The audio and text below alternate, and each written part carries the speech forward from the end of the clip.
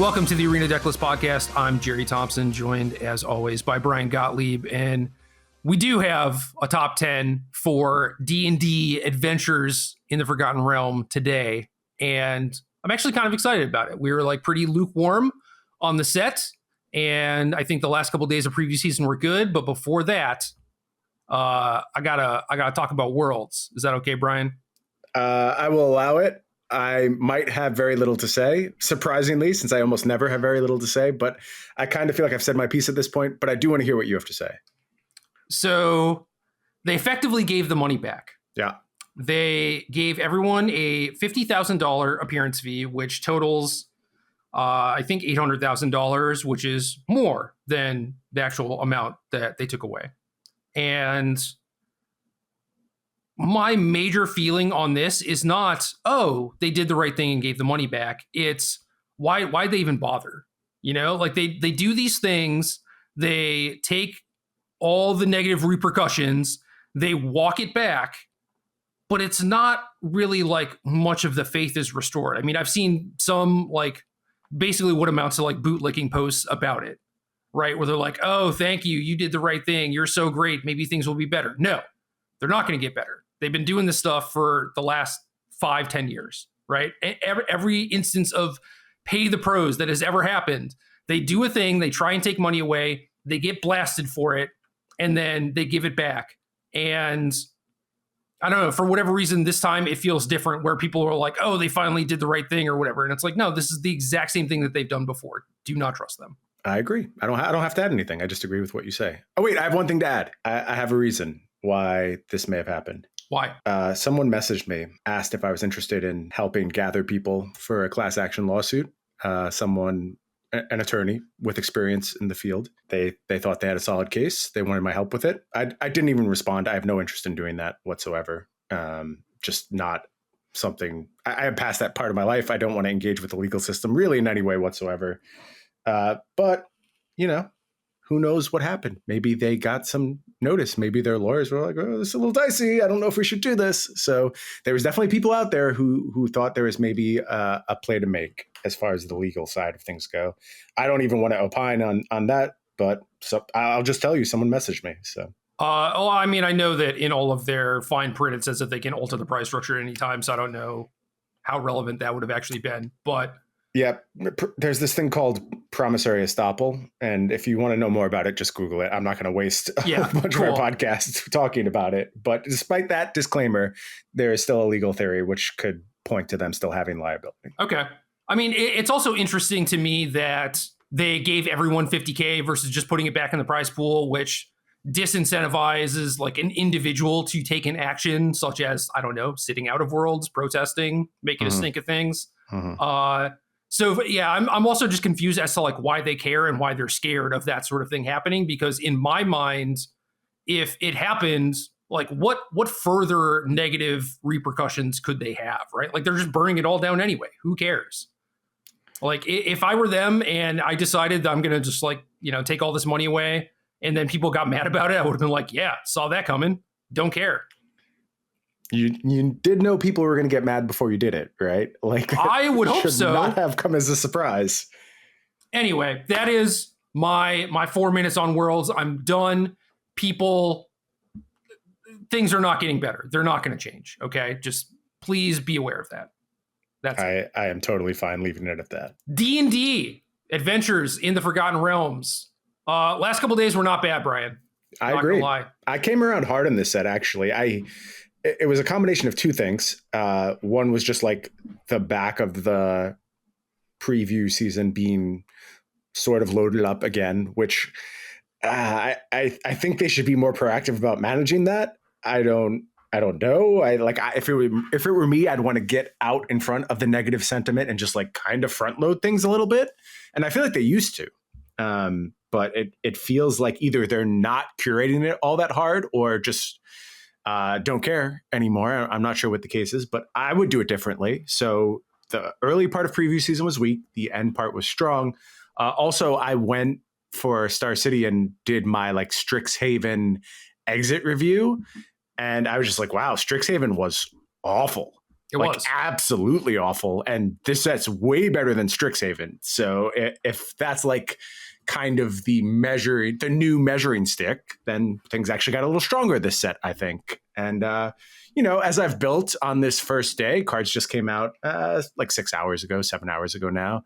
I'm finding powerful strategies. I think there's like things that are completely outmoded. There's just certain styles of Magic you can't play while things like Emergent Ultimatum exist. And there are certain best options, which, adventures are real. They're problematic. good cards. Good cards. They're pretty good cards. Yeah. But I'm finding some spots of hope, which is better than I thought we'd be doing when we did this review. Same. In regards to preview season, though, I wonder if it is being curated, but just for a different audience. That's possible. Yeah.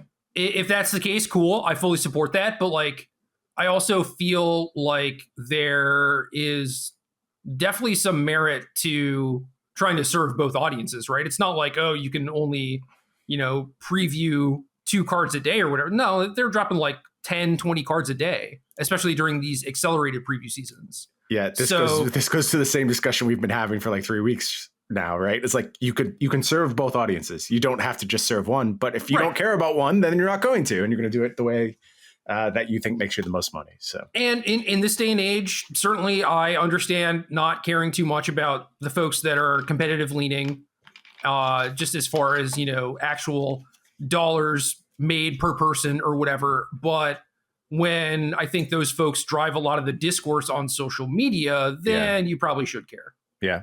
Yeah. So I don't know.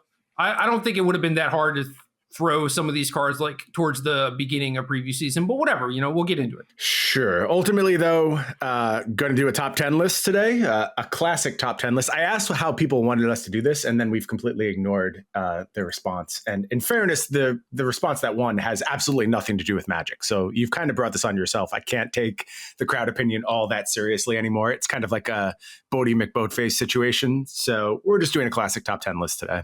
I don't know what that is, and I'm not sure that I want to know, but I will say that I voted for old school top 10. Okay. So you got what you wanted. That's what's important. I mean, joke's on them. I was probably going to get what I wanted no matter what. That'll teach them to participate. Yeah. Classic top 10. This one is mostly, discussion between the both of us and top 10 that we're pretty happy with, both of us overall. Yeah, not a lot of huge disagreement. Think we came to our number one card pretty quickly. The stuff that's in the middle, the placement can probably vary a bunch. Like as usual, 3 through 10 are all pretty flat. Maybe 4 through 10 are all pretty flat here. But I am also happy with this list. I think we've drilled in really quickly as to what's going to matter in this set. Or at least what we think is going to matter, right? Right. Obviously, it could be way off. So, going to start off with an honorable mention or dishonorable mention, I suppose, depending on how you want to look at it. This is a card that I don't think either of us are very high on in standard, but enough people seem to like it that it's giving us pause. We're just like, well, are we the idiots here? Who knows? So that card is Demilich. I'm going to read all these cards. Yep. This will be the last episode that we do this. Future episodes talking about these cards, we'll probably just talk about them and hope that you know what they are at that point. But Demilich is UU, so 4 blue mana symbols for a 4/3 creature skeleton wizard. This costs you less to cast for each instant and sorcery you've cast this turn. Whenever this attacks, exile up to 1 target instant or sorcery card from your graveyard. Copy it. You may cast the copy.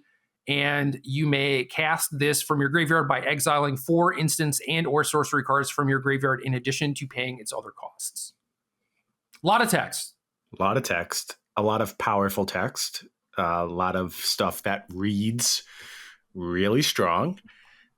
Sort of think this card is garbage. Like just straight up almost unplayable in standard. And I'm so afraid to say that because everyone else is all about it and really excited for it. And I've been wrong about stuff before.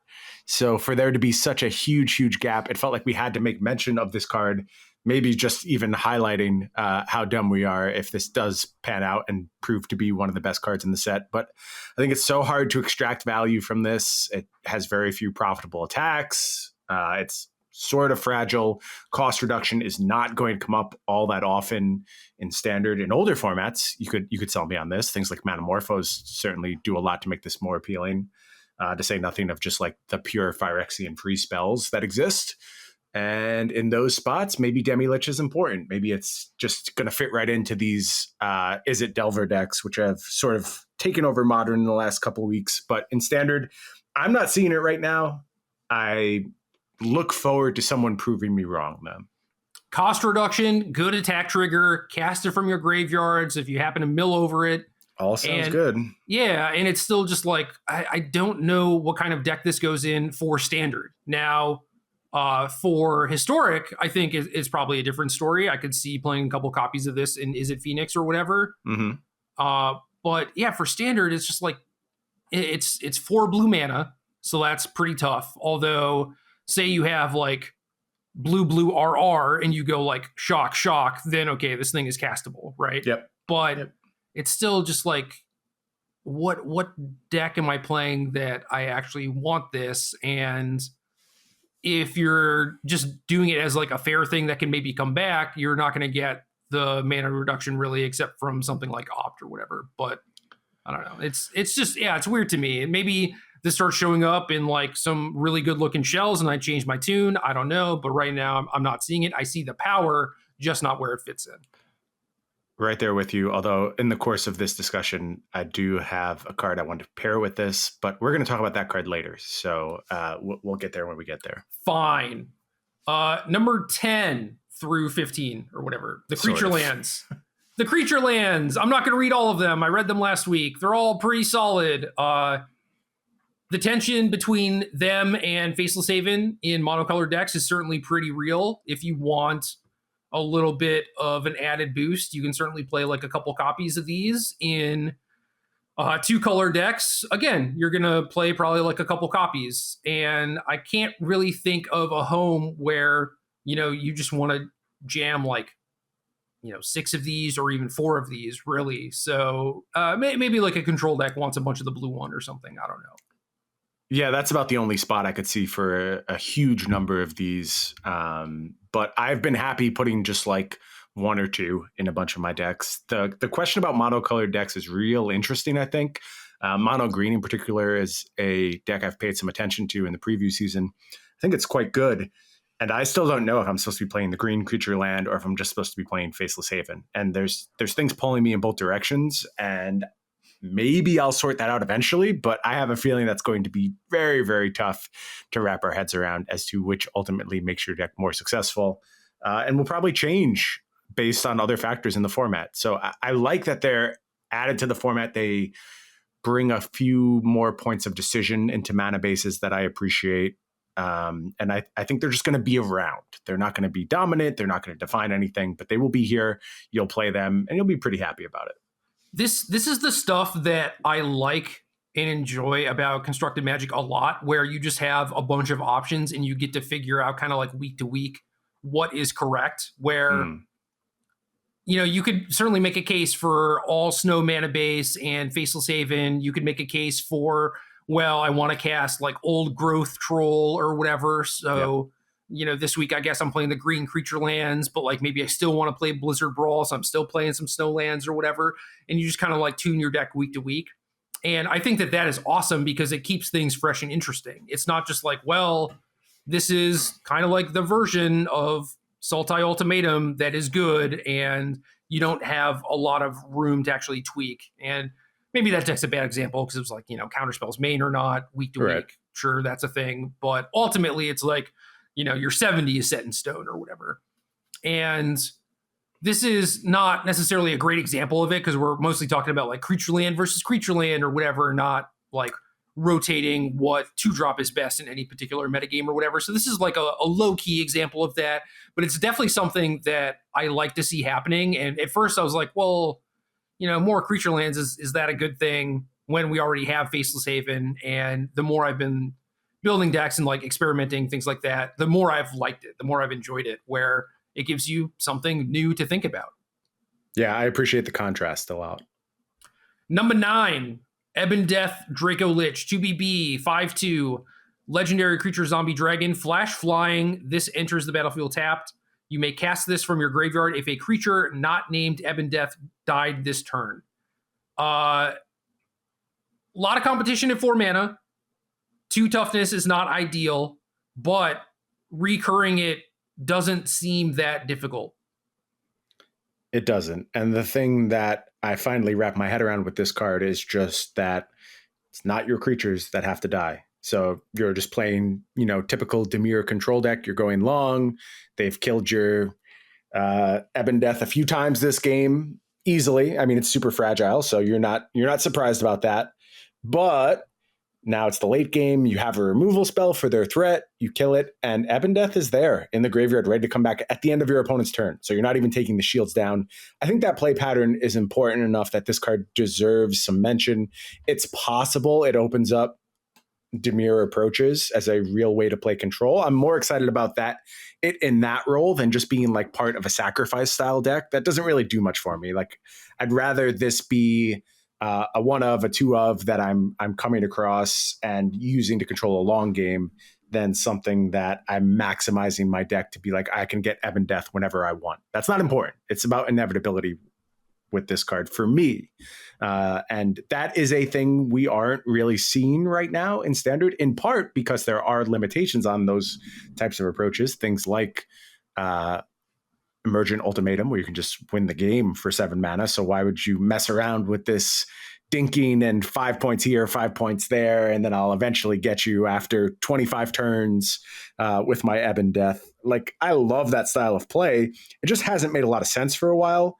But the fact that you never take your shields down is important. Like, you can realistically fight against those type of Emergent Ultimatum game plans now if you are never in a position where you have to put your shields down. So this card interests me for sure. One thing I think that's worth noting is that from building the Rakdos Sacrifice decks, Kroxa didn't really fit the overall game plan, but it was a thing that you played mostly for power and to have resiliency. Yeah, to have some resiliency, and this is a better fit in that deck. So that is kind of cool to me, where I guess it's similar to the creature lands thing, right? It's like, well, maybe you want Kroxa this week, and like maybe Ebondeath is slightly better against this deck that's showing up now, and whatever. But even if you want to like mix and match, like you have that option too. So I don't think that this is necessarily bad in sacrifice decks. Maybe the sacrifice decks themselves are bad, but this gives you another option, which is cool.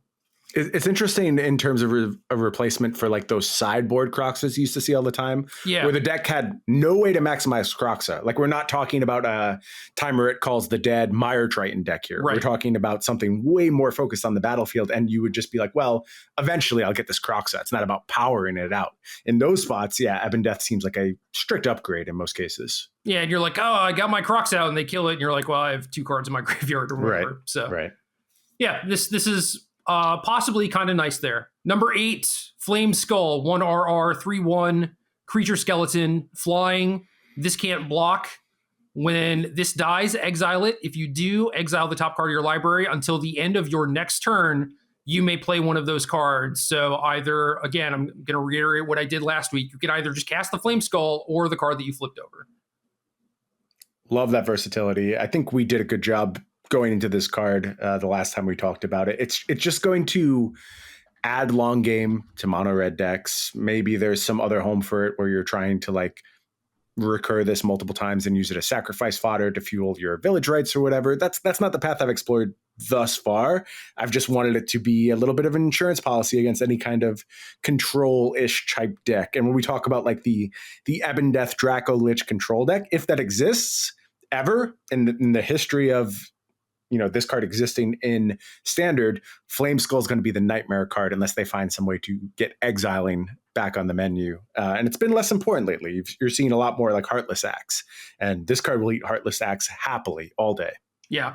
I played against this card once already, and I was playing mono white aggro, so I glass casketed it. Felt nice. Good. One thing I forgot to mention about Ebondeath, though, is a dragon. That kind of matters too. There are some like Dragon Matters cards. So maybe not. They felt like plants too. Like, I wonder if there's more dragons coming, because it seems like they half supported that theme. Yeah, I agree with that.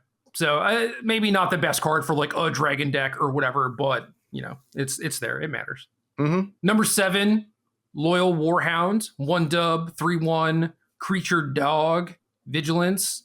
When this enters the battlefield, if an opponent controls more lands than you, search your library for a basic plains card, put it onto the battlefield tapped, then shuffle. This card makes me so happy. This is a beloved effect. Like, people love Knight of the White Orchid. The mid-rangey white creature decks are so awesome, and basically like any time a card that fits that archetype gets put into like historic or something, I'll try building a deck. And I was always just like, God, I'm missing like some sort of like divination thing, something to like help smooth out my draws. And it was always just like, oh yeah, Knight of the White Orchid. I'm just like missing that card, and that effect matters so much. And granted, this one is way worse. Yes. The body is like a little bit more aggressive. Vigilance on a 3/1, not the greatest thing.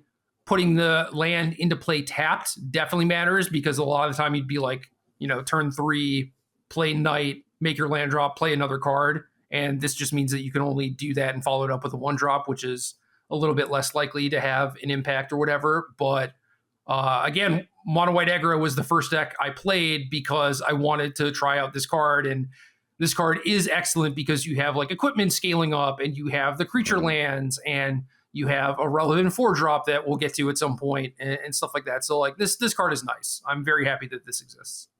Yeah, me too. Even if it's not Knight of the White Orchid, it's still good for something like this to be around. I think white in general got paid really late in preview season, and this was one of the cards that came very late in preview season that a lot of us were hyped about. Another really good point in this card's favor is the fact that we've never really seen this effect on a splashable card, right? Like Knight of the White Orchid demanded not necessarily mono white, but you would be extremely heavy white leaning. And now this can kind of go into some other spaces. Maybe like Mardu midrange can benefit from having this. And I think it's good for more traditional midrange to have more paths to victory, as opposed to just always being a weird engine-y deck. And this is just like, play my creature, attack you, accelerate up the curve, play a bigger creature eventually, and win that way. And I will be very happy if that method of playing Magic is back on the menu. This is pretty good in like green-white company type of decks. I had something else, but I lost it. I'm sure one day it will come back to you, like a good boy always does. Oh, Winota.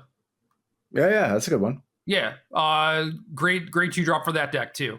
So I don't know. I like this card. It being splashable is definitely relevant. It's not just like a mono white card. If you're trying to play like, green white mid-rangey type stuff, like that sort of deck would love this effect too. So this card will probably show up in a lot of spots. I hope so. I hope it's very successful in Standard. Number 6, this is the other white card I was talking about. Grandmaster of Flowers, 2 dub. So 4 mana total for a legendary planeswalker Bahamut. Starting loyalty is 3. As long as this has 7 or more loyalty counters on him, he's a 7/7 dragon god creature with flying and indestructible. +1, target creature without first strike, double strike, or vigilance can't attack or block until your next turn. +1, search your library and or graveyard for a card named Monk of the Open Hand, reveal it, put it in your hand. If you search your library this way, shuffle it. Monk is white for a 1/1 where it gets a +1/+1 counter when you play your second spell for the turn. So also like a pretty reasonable card. Really unique planeswalker here. Again, doing the mid-range thing really well. Playing both sides of the equation and acting as your finisher if you're able to protect it long enough, but probably going to see more defensive play, I think. The bubble effect seems good. You got to actually get in some games with this card. I haven't yet. How good was the bubble? Were you taking care of what you needed to? For the most part, I like that there was some tension where, like my opponent played an annex on 3. I played this thing, shut it down for a little bit. Multiple turns later, they were able to like move over their Ember Cleave to make it so like couldn't bubble that thing. And it was the thing that had the most power, and then like at that point, this thing was online because the bubble and my creatures were actually like doing work. So it was a really interesting game that I think would have been much less interesting if like this card didn't exist, Yeah. So I've enjoyed this card a lot so far. Like it's powerful. It does what you want it to do. It's good in creature matchups. It's still solid against control because it's like feeding you more creatures, even if they're kind of like low impact. It's still like a pretty good way to recover from a sweeper. And then it itself is a threat. Yeah. So I was really happy with this, actually. I love that the creatures scale too. Like there is some potential for them to be meaningful as the game goes long, and they even like fuel the potential to make a second spell and to empower them a little bit. The fact that you can grab them from the graveyard, I think, is the real game changer. Yes. With this card, you just have even if you can't hard bubble, here's like your Bitter Blossom effect, where every single turn you're able to go get one of these monks and have it on the battlefield. And I think that there's a lot of ways to convert cardboard to more as well. So I'm not going to say it's better that this card goes into your hand as opposed to on the battlefield when you use the +1 to go find a monk, but it's interesting and it opens up some other lines. I'm just hopeful this is a meaningful card because this feels like pure mid-range. And lately it's been like aggro or engine or just go bigger than everyone. And if there is some space for cards like this to matter, I think we're in a really good spot. Yeah, I will note that between this and the creature lands and it feeding me more creatures and the potential for moving equipment around, like I just never really ran out of things to do with my mana. Mm-hmm. So that's like another point in Loyal Warhound's camp where it's not just about like hitting your 4th land drop and casting this and then that's it or whatever. It's like, no, that plains pays you for a long time. Yeah. No, I think that's important for getting the most out of that card. And I think that's actually a common theme with the really good cards in this set, is they have the capacity to pay you across surpluses of mana, basically. There's no real... They're flood mitigation, but not in the form of like Hydroid Krasis, where they present this ridiculous snowball that's just impossible to overcome. They're flood mitigation in the fact they make the games interesting on the battlefield, right? Which I just love. Yeah, and I mean, so that game that I played, I had this thing up to a 7/7. I had drawn a couple extra monks. I was like locking my opponent down. I eventually lost that game because they're able to protect Annex with the Embercleave on it. Mm-hmm. You know, so it was like I'm doing these really good, powerful things. And so is my opponent. We had a bunch of decisions and, you know, I'm working this 4-mana Planeswalker and it feels good, but like you still end up losing. And it just like, that seems really cool to me where it's not Hydroid Krasis, like you were saying, right? It's like you're doing this thing that allows you to feel like you're still playing, but it's not just a thing where it's like, oh, well, this is silly and it's just lights out. Back and forth is the key to Magic for sure. Yes. Number 5, I think this is going to be a heavily debated pick, perhaps. Prosperous Innkeeper, 1G, 1/1 creature, halfling citizen. When this enters the battlefield, create a treasure. Whenever another creature enters the battlefield under your control, you gain 1 life. This was one of the early preview cards, and I was like, this like seems okay, but what are we doing with this? Brian, tell me. Whatever you want, Gerald. Good answer. Making a treasure attached to a 2-mana body, if that body has any upside, it's awesome. Sometimes if that body is complete garbage, it's still awesome. It's just such a useful ability. The fact that you're making 2 pieces of cardboard out of 1 will come up quite often. And in a world that is as powerful as our current standard is, where there are these hard limiters on the format, if you're playing a little bit ahead of curve, that's a really, really good place to be.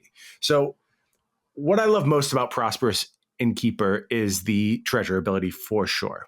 There's other places, though, in this set to go and get those treasures. So I think if Prosperous Innkeeper really shines, it's going to be on the back of that secondary clause, the life gain stuff. And there is just enough life gain floating around where I'm interested in it. There's things like the White Book, which I've seen some people messing with. We know kind of the old life gain cards that have been around for a while now. And look, mono white life gain has been on the fringes of success a few times now. Another deck I keep rebuilding because Heliod is pretty dope. Right. And maybe this is how you're supposed to do it. And that deck also was very mana hungry. You really needed to get onto the battlefield. So now you're doing prosperous innkeeper stuff. Maybe you're doing the loyal Warhound package in there as well. And you're able to get to these late game states where something like Heliod can matter because you're able to spend your mana enough to keep up with the more powerful stuff in the format. I think that's exactly what some of these mid-range decks were looking for. And this won't be the last 2-mana creature that can make a treasure I'm going to talk about today.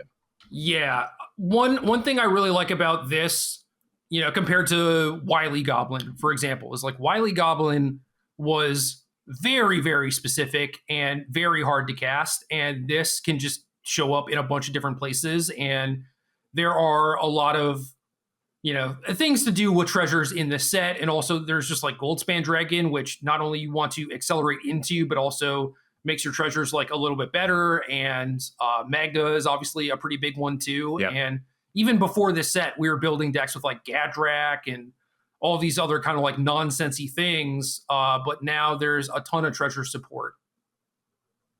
Yeah. And that has been the bulk of my focus during this first day, is trying to maximize this treasure stuff. And Sam Black wrote an article today proposing that the treasure stuff might be the best stuff in the set.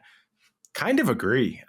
In terms of like moving the needle, I do think it's there. I think it's different and has the potential to change things up, where a lot of this set is just like, oh, here's a role player. Here's something that fits in, in this slot. But the treasure stuff is unique. It's powerful, and it has impressed so far. Yeah, it's cool. It's synergy based. And, obviously Sam likes it because it's just like game objects moving around, right? And he gets to work his incremental advantages, and he's really good at figuring out when that stuff is good. So, Number 4, kind of in tandem with this stuff, Shambling Ghast, B, 1/1 creature zombie. When this dies, choose 1. Target creature and opponent controls gets -1/-1 until end of turn, or create a treasure token.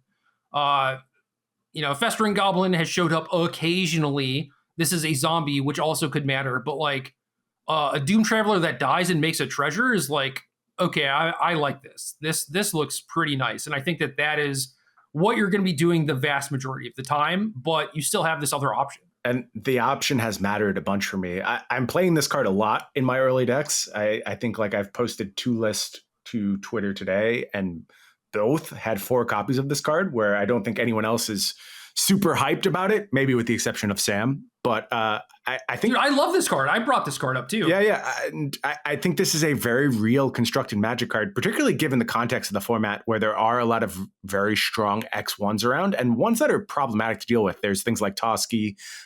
There is Elite Spellbinder all the time. There is Seasoned Hollowblade. So all of those cards are very much at risk to Shambling Ghast taking them out. But you can also just get very far ahead of the curve with this card while producing, again, game objects, which you can make matter in other ways. You mentioned Gadrak, Goldspan Dragon, turning them into super treasures will come up a bunch of the times. So there's a lot of utility here for a very, very cheap card, when frankly, there's not a lot of competition for 1-drops in the black decks. Dude, so, we were playing iTwitch, man. Right. Get that out. Right. You will be very happy to replace that with Shambling Ghast. It is a wholly better card. And a couple other treasure cards I want to touch on too. Do you have anything else you want to say about Shambling Ghast before I get to these other cards? No. So putting these at 4 and 5 wasn't necessarily an indictment of the power of Prosperous Innkeeper so much as like, we wanted multiple treasure things on the top 10 list, and like things that kind of did different things and fueled different archetypes. So really, this could be like 4 or 5 cards deep as far as like the treasure makers are concerned. But I think that these are kind of the 2 where they're going to show up in different spots most of the time, and kind of speak to what we're talking about. But yeah, we can't talk about these without talking about the other ones. Yeah, I think I have 3, actually, I want to mention. First one, Unexpected Windfall. This is RR2 instant. As an additional cost to cast the spell, discard a card, draw 2 cards, and create 2 treasure tokens. So I post about this card on Twitter. I say, pretty sure this card is bonkers. I haven't seen any mention of it elsewhere. Everyone shows up in my mentions telling me about Pirate's Pillage. And there's even another version that has closely mimicked this card in the path. So they're talking about Pirate's Pillage, the card that is already seeing play. It's like as like a thing to refute your argument. In historic too. I mean, it sees some play there. So there's a reason this effect matters a lot. But now we've moved it to instant speed. And not only is there that adjustment, which is huge, because I want you to think of the scenario where you're being punished, you're playing from behind and you're just desperate. You're about to get buried and you have your 4 mana play and you leave your mana open and they went all in, they played their Ember Cleave. If I get hit, I'm doomed. I can't win this game. Well, cash in this, go looking for your removal spell and just play it because you get returns on 2 mana right away. I think that's an extremely impactful line that will come up a lot and is versatility at instant speed, which makes this card so much better than sorcery speed equivalents. But more importantly, I think is there's this broader context out there. And Tybalt is a real card. It costs 7 mana. And this is just one step to turn 5 Tybalt and also helping you find your Tybalt as well. And that wasn't necessarily true at other points. And there's other stuff like Ugin out there too. So this functioning as a ramp spell does so much to open the possibility of playing things like red midrange, black midrange, because as we talked about, you're under limitations from these ultimatum decks. And that comes up over and over, and you have to be able to move the needle a little bit. I think this card does a really strong job of doing so. Yeah, it's interesting because to me, my initial reaction is like, oh, it costs a lot up front. But when you talk about the scenario where it's like, oh, you're under pressure and you're using this to find your removal spell, like, yeah, you just get to cash in the 2 treasures for a rebate. It's like, it's basically costing 2 mana in, the same way that like Pirate's Pillage is. But when you're not necessarily under a ton of pressure, you're not forced to cash in the treasures right away. It's like you play this, you untap, you play Goldspan Dragon and have infinity mana effectively. Or you're talking about ramping into Tybalt or Ugin or something like that. It's like, okay, I'm starting to see it. Like you're getting more for your investment than Pirate's Pillage. Like Pirate's Pillage is like kind of small ball. This is like, yes, you are paying up front for it, but the return is like so much greater. Totally agree. I hope we see some of this card because it, again, means Standard's in a pretty good place. If this is seeing some play, probably, unless it does like broken combo things, which it has potential to do, by the way. It does. It does. The cost reduction can matter a lot. This next card, not one I had on my radar, and then I played some games with it, and I was like, oh, this is not what I thought it was. Kalane, Reclusive Painter. This is RB, legendary creature, human elf bard. When Kalane, Reclusive Painter, enters the battlefield, create a treasure token. So I'm already like halfway there. And that is a good starting point for a creature. It's basically Prosperous Innkeeper. So yeah. So here's what we get in addition to that. Other creatures you control enter the battlefield with an additional +1/+1 counter on them for each mana from a treasure spent to cast them. This gets out of hand very quickly if your deck is making a lot of treasures. And we're going to talk a bunch about scaling cards as we go through the rest of this top 10. But there are some cards which you can basically dump infinite mana into as much as you have. If you happen to have them like in combination with a Goldspan Dragon, you're just making big dum-dums. And moving key threats like Goldspan Dragon from being a 4/4 to being a 5/5 or a 6/6 or however they're moving up the scale, it can matter so much. And like I said, we're already happy with the baseline. So if this card also once a game gives one of your creatures +2/+2, or it just does absurd things and distributes +6/+6 across a bunch of creatures, have you gotten your return for 2 mana? Absolutely. And in spades. And I actually think this card is super powerful. I wasn't prepared for it to have the impact on my games that it did.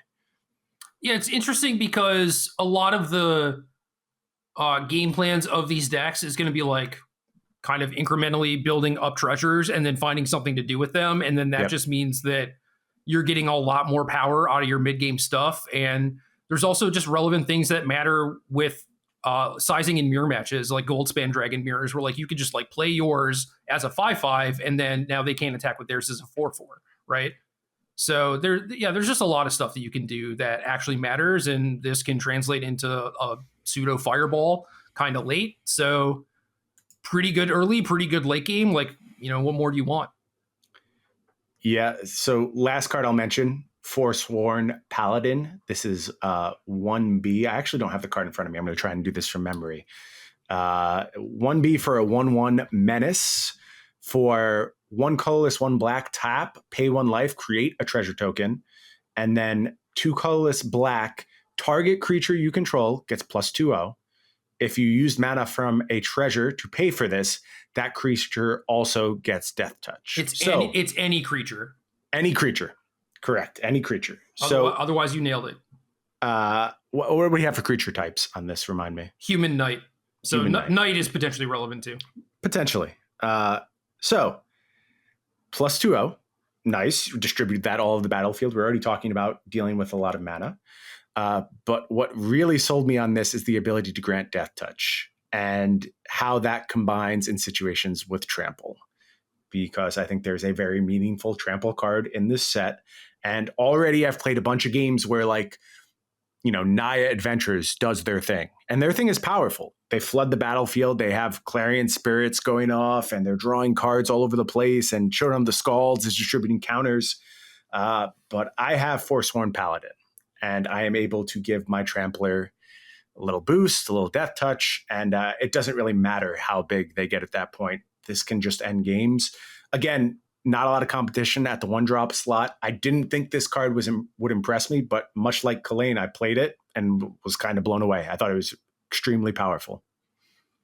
Yeah, this is a card that I don't feel like I would want to play as a 4 of unless you can really do something with it. But having a couple copies as a mana sink seems really good to me. Yeah, you could go that route, maybe back off a little bit. I could see that. And also, if your deck has some ways to rebuy this stuff, again, foreshadowing, I think you're completely fine reducing the number of copies you will play. Sure. Anything else on treasures?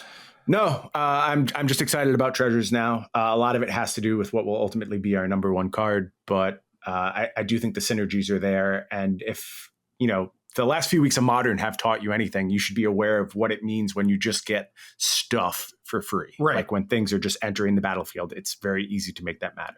Yep. Number 3, Werewolf Pack Leader, GG, 3/3, creature, human werewolf. Whenever this attacks, if you attacked with creatures with total power 6 or greater, this combat draw card, and 3G until end of turn, this has base power and toughness, 5/3, gains trample, and isn't a human. This could also potentially be Ranger class, and a lot of the classes are pretty interesting, and I'm kind of disappointed that there's not one on the top 10 necessarily, because I do think that they'll show up in various spots, but this seems like more of a slam dunk for mono green than Ranger class necessarily, and I did want a representative of that archetype on here. Yeah, I think mono green was a big winner, and I plan on playing both Werewolf Pack Leader and Ranger class in my mono green deck. Same. Those are great pickups, and the amount of card advantage that this deck has now is pretty absurd.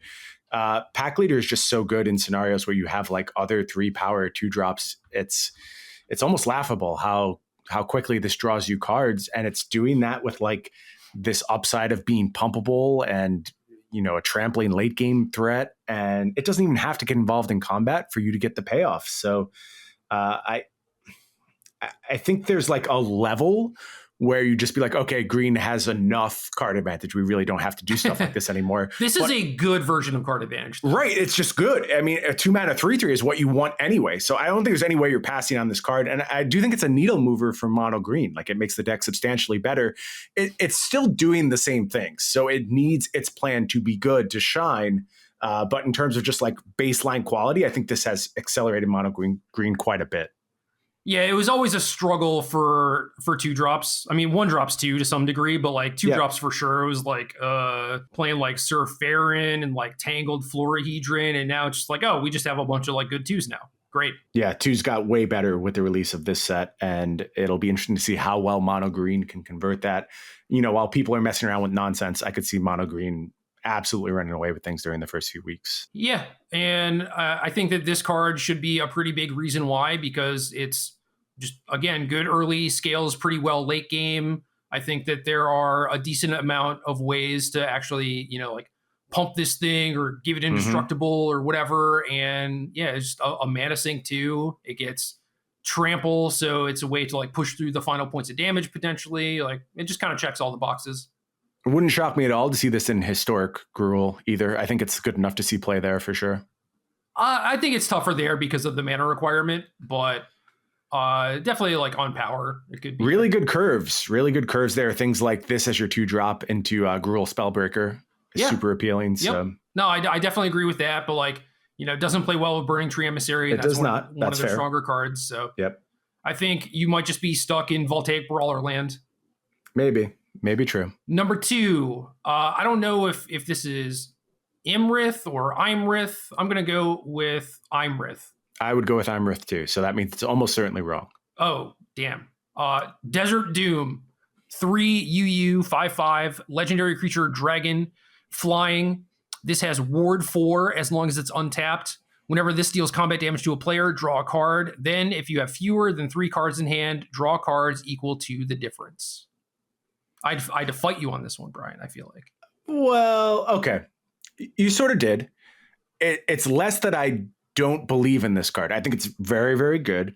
It's more that I just think this is a card that is going to benefit a lot from rotation. I think the style of Magic being played right now is not great for Iymrith, but as far as raw power, it's almost impossible not to compare this card to Dragon Lord Ojutai, which, you know, has some, I guess, modern pedigree. Like it showed up from time to time. I don't know if it was correct, but it was there occasionally. And you can see why. A very powerful effect. As we get back to a realm where tap out control is realistic and it's not just about ramping to 7 mana and I win the game for control decks, I think Iymrith becomes real appealing. And, you know, maybe it also can do mid-rangey stuff where it's just part of a beatdown plan alongside things like Brazen Borrower and you're just trying to end games more quickly. Iymrith is going to be really good in those spots as well because there just aren't a lot of ways to kill this profitably. Yeah, there's Run Afoul out of sideboards. That's probably the best option. And I think the argument against this is kind of what you talked about, where it's like, oh, these mid-range decks, you know, aren't really successful right now.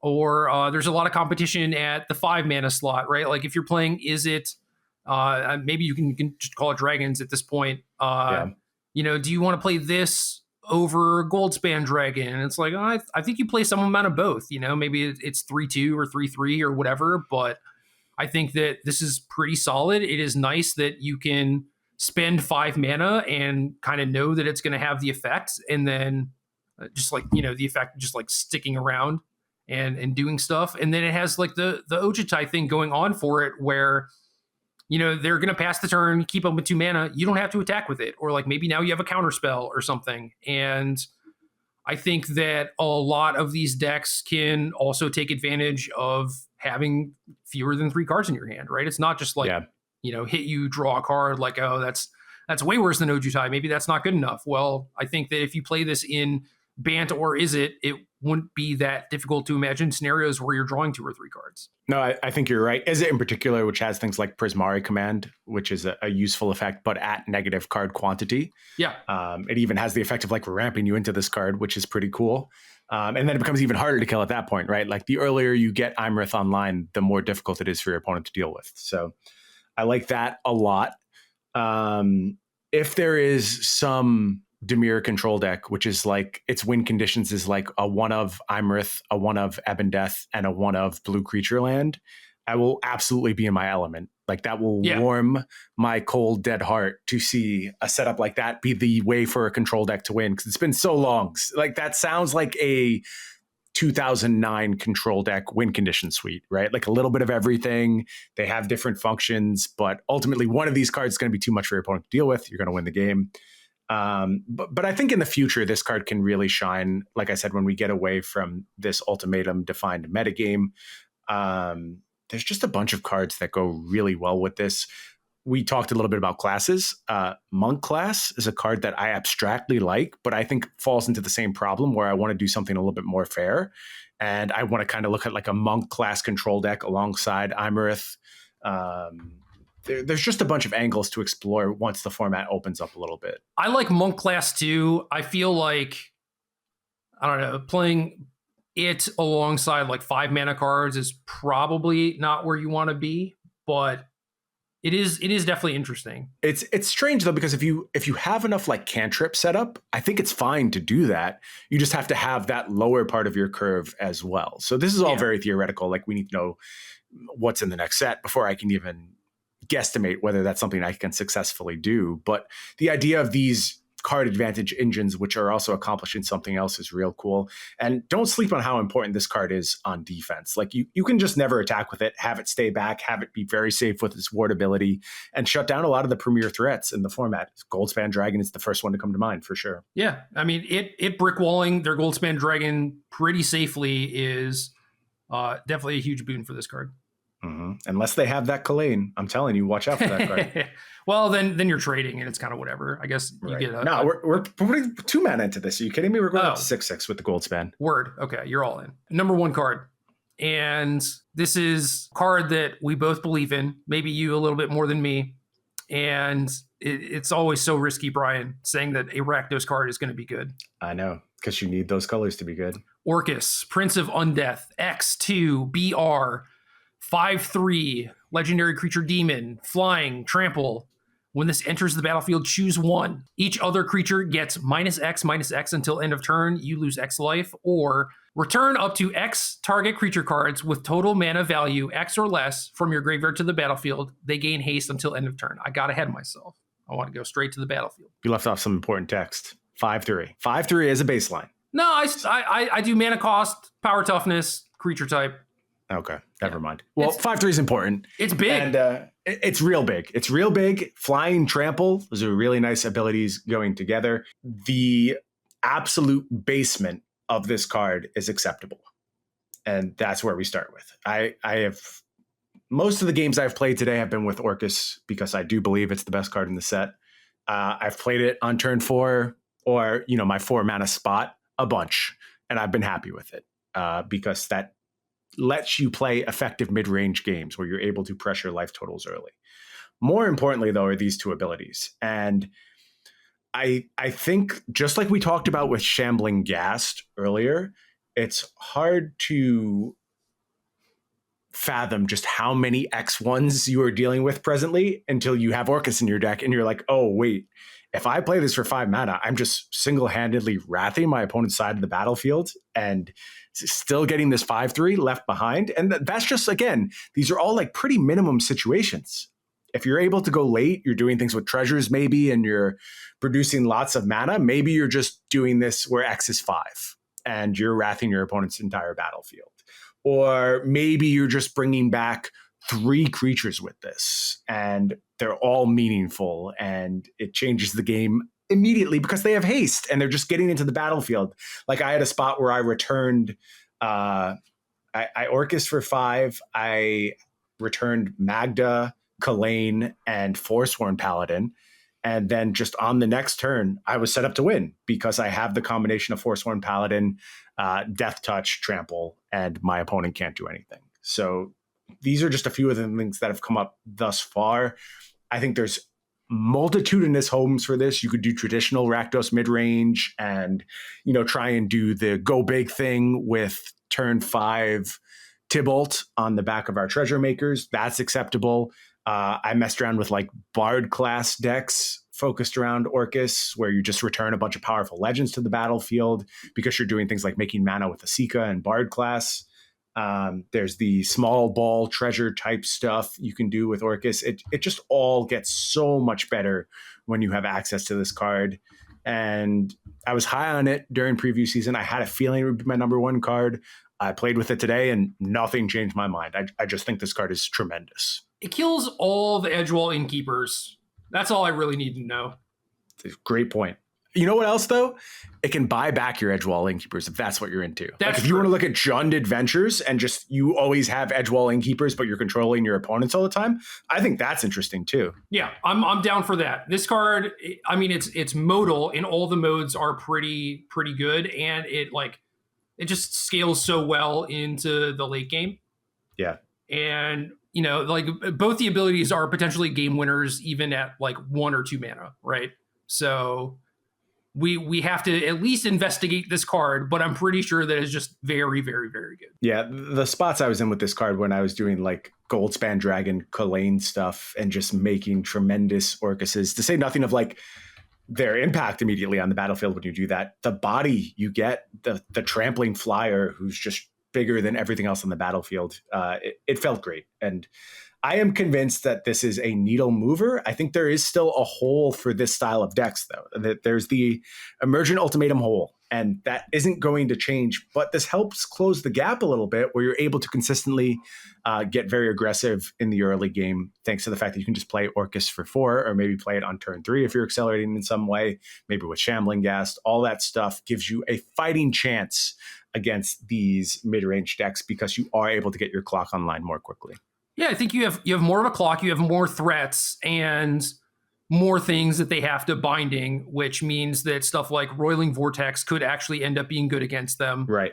And the Treasure Thoughtseize, I think, is completely reasonable too if you want to go that route. Otherwise, you still have Duress, you know? So I think clock and more relevant stuff and just a better plan overall was kind of what Rakdos needed, and now you have it.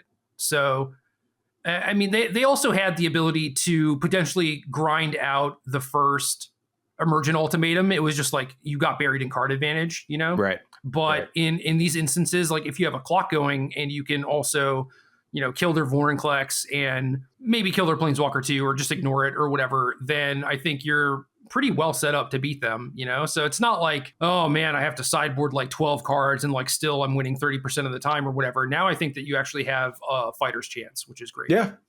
Look, if you're pushing that matchup to 45%, but you're really strong against all the other stuff going on, like I said, this card's kind of a natural predator for things like Naya Adventures, things like mono white, mono red, a little dicey. You know, you're giving up some life total to go ahead and sweep, but it's fine though. They kill you in big bursts, man. It's the same as mono white. Like they're a little bit faster, fair. You know. That's fair. But yep. say you like kill Annex and then clean up all their stuff, or you get to kill like all their Fervent Champions for free, you know, like those things matter because you get to contain their board. Their Embercleave's a lot clunkier, less good, and you have this thing that clocks them on the backswing. So I could see it mattering there too, or even you just like trade a bunch in the early game and then you bring back a bunch of blockers. I think all of these play patterns are important and exactly what Rakdos wants to be doing right now. So that is why this card's going to settle in at number 1 for me. I think probably if we did our own lists, you would have swapped Iymrith and Orcus. Is that fair? Maybe, but I think my own list probably would have come with the caveat that I think that this is all pretty relatively flat in power level. Mm-hmm. Mm-hmm. And I think that, Iymrith maybe would have still been number 1 because it is potentially the most powerful and is going to show up in a lot of different spots, and I think is just generally going to be very good. But it's not like, oh, I'm like, you know, way more excited to play that card because it's so much better than Shambling Ghast or whatever. I'm just like, nah, they're kind of the same to me, you know? Yeah. But like I said, ultimately, I'm pretty excited about this set. It came to be in a pretty good place. I've had a good first day building decks, and there's still a few more ideas I want to tap into. I don't think it'll have the longevity of like some earlier sets, but for a full standard, a max size standard, not a bad showing. No, it's really not that bad, especially compared to the last few sets that we've had where it was actually kind of painful to make a top 10 list, you know, and this one was just like, we got 8 that we were super happy with. And then it was just kind of like deciding how we were going to round it out. And it also has a bunch of stuff that we're actually excited to try. Whereas with Strixhaven, it was just like, I don't know, man, like, could we just skip it? You know? We tried, but unfortunately, I guess it was just really Paulo showing up, and that was about it. Otherwise, we mostly did skip that set. Yeah, and I eventually, thankfully, Modern Horizons 2 came out, you know? So like that actually got my attention for a long time and like still has it, you know? But this set, I'm like, okay, I guess I'm back to playing Arena for at least like the next few days, maybe next week or 2. Good. I look forward to joining you in that and battling you through many games as we fight on the ladder for glory, prizes, and the potential to be Magic World Champion. Well, none of that is reality. Oh. Okay, I'll just keep playing then. I don't know why. I just keep doing it. I also started at Bronze 1 because I have not played in forever. So I don't know where you are, but... Right about the same. Yeah, Okay. floating around silver 3, I think now. So, Okay. Nothing but the best competition thus far for evaluating these cards. But ultimately, I don't care what the opponent is doing on the other side when I'm trying to figure out how good a card is. It's more about play patterns. And, I'm trying to learn stuff. Yeah, absolutely. Game.